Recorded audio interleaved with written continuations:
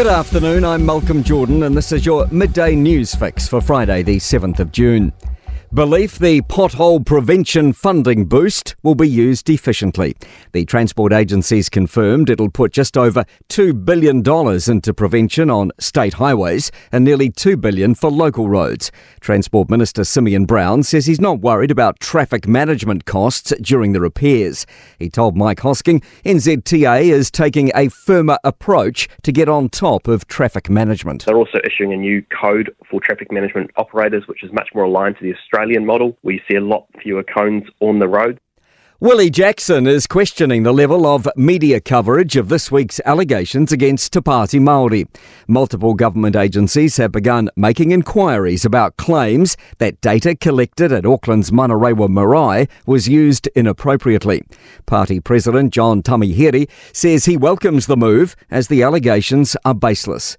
Jackson, a Labour frontbencher and a friend and former colleague of Tamihere, told TV3 Te Pāti Māori seems to be facing more scrutiny than National or ACT. If John and them are guilty, look, throw the book at them. But I hope the same level of scrutiny that's going on at Manarewa Marae happens with these guys. These guys got donors lined up everywhere.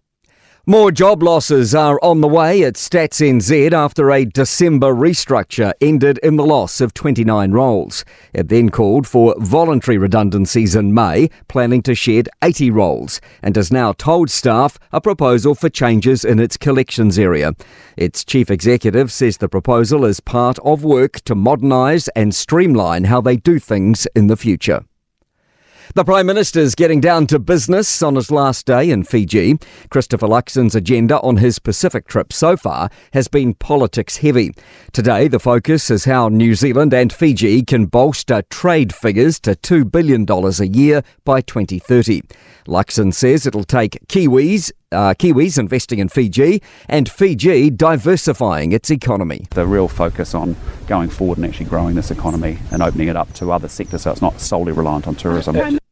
Wellington Mayor Tori Whanau says her diagnosis of ADHD and autism has come after she sought help for her drinking issues. Whanau last year publicly revealed she had a problem after multiple incidents of public intoxication.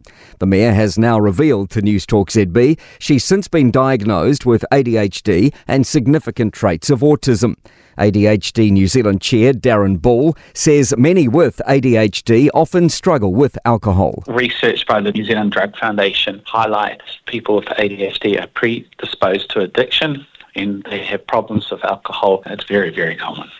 Sky City's cut its profit forecast with anticipations of a decrease of up to $25 million.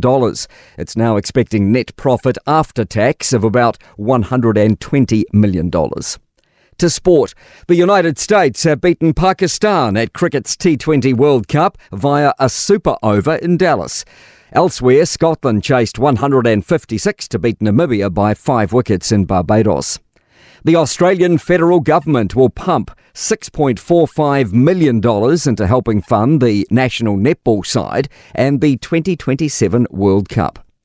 Undisputed world heavyweight boxing champion Alexander Usyk says he may return to the cruiserweight division after his rematch with Tyson Fury in December. I'm Malcolm Jordan. That's your latest news fix. We'll be back with the next update at 5 p.m. from the Newstalk ZB newsroom.